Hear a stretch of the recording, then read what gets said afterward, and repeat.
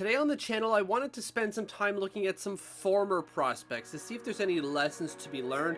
Also, just to have a fun look at some of our former guys.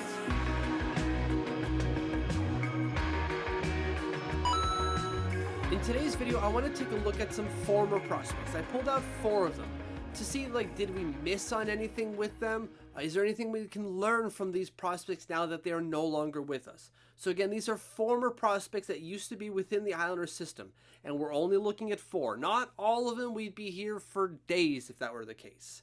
And so the first one that I want to look at is Anatoly Golishev. Has any one player been so impacted by one power outage?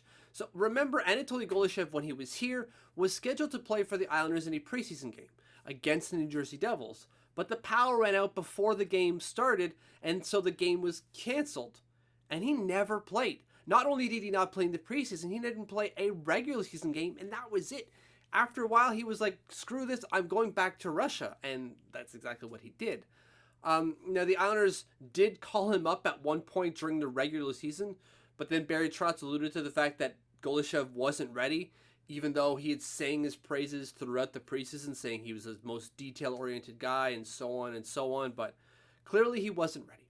Well, as it stands now, Anatoly Golishev has 36 points in 47 games for Avtomobilisk, which is effectively a 50-point NHLE. So he's basically a 50-point NHLer. So did we miss on something by not playing Anatoly Golishev? Probably. And what I mean by probably is not that we probably missed on a 50-point NHLer. We probably missed on some kind of NHLer. And now I know some of you will say, well, any other NHL team could have bid for him and brought him over. And you're right, but he's an older prospect, so a lot of teams are probably just going we're not even going to try. We're good. We've got what we've got. We're okay. And so that was it for Anatoly Golishev. Did they miss on something? Well, they didn't even try to look, so that was kind of, I would say, upsetting, at least for someone in my position who wants to see these prospects turn into something, to just not even play him, not even in the preseason, even though, it's the final game of the preseason. Just play him. It's preseason. What do you have to lose by not seeing what he can do? So it seems mad that we let this guy kind of just go. Maybe there was nothing there, but the fact that we never really looked kind of seems dumb. The second player that I want to bring up is Cole Koski. It was a 7th round pick by the Islanders, who had 63 points in 52 games during his draft year. The following year in the OHL as an overager, he had 80 points in 62 games, so a pretty decent jump up in production for him. So what happened to him after that? Well, obviously, if you're watching this video, you know that he's no longer an Islander prospect, which kind of reveals some facts about where his career is going as a hockey player. Certainly not up if the Islanders are like, we're good, bud.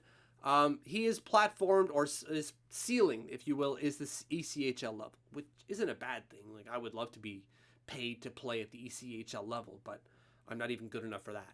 But either way, he is ceiling ECHL level. When his OHL level or his OHL career was done, the Islanders brought him in and they tried him at the AHL level, and it just didn't really work. 5 points in 25 games for him. And then when they moved him down to Worcester at the ECHL level, that's where things started going off, when he had 33 in 35 games. This year, still at the ECHL level with the Kansas City Mavericks, he has 23 points in 32 games. So it's slowed down a little bit for him there. So what can we learn from this guy?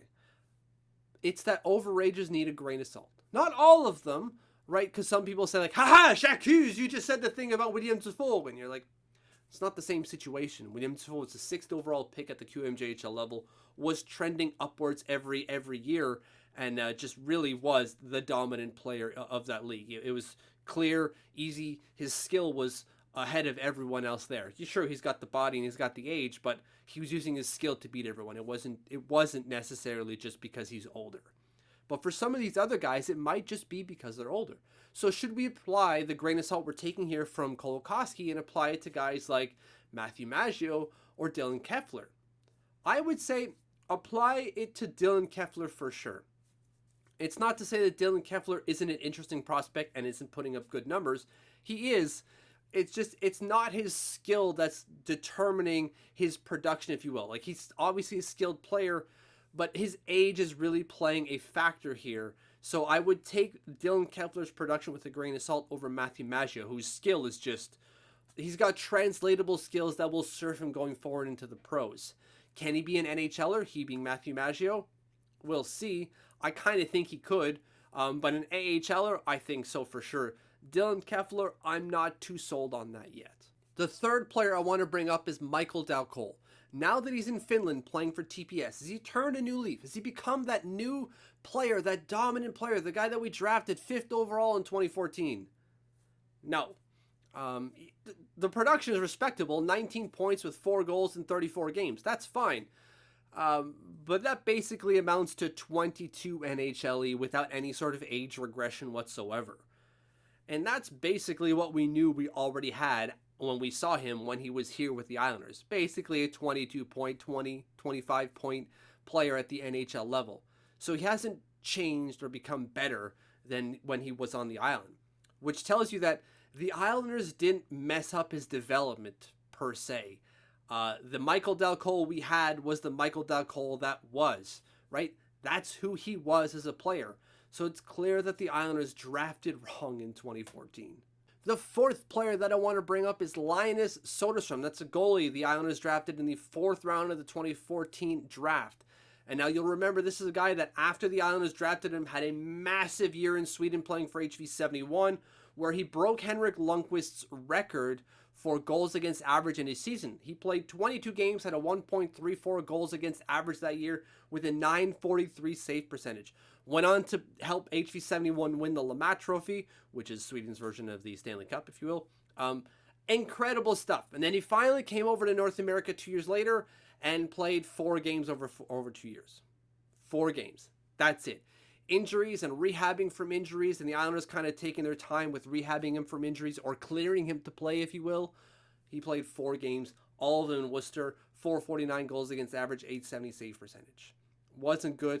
The following year, the Islanders said, like, we're good. We're not even qualifying you. You can just go. He went to Finland. He played for SOT. Didn't do that well. I'm looking here, 261, 280, 909 save percentage, 896. So not good numbers.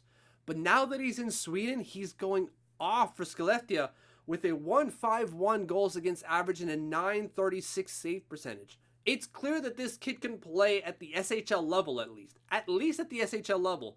But when it comes to North America and it comes to Finland, guy can't do it. He just can't do it. I'm sure he's a fine goalie, but when it comes to just leaving Sweden, he's got a hard time, it seems. Which is fine. Again, I would love to play goalie in Sweden and be paid to do so. That sounds amazing to me. But it's clear here that when it comes to playing in Sweden, this guy's got it on lockdown. So are there any lessons to learn here?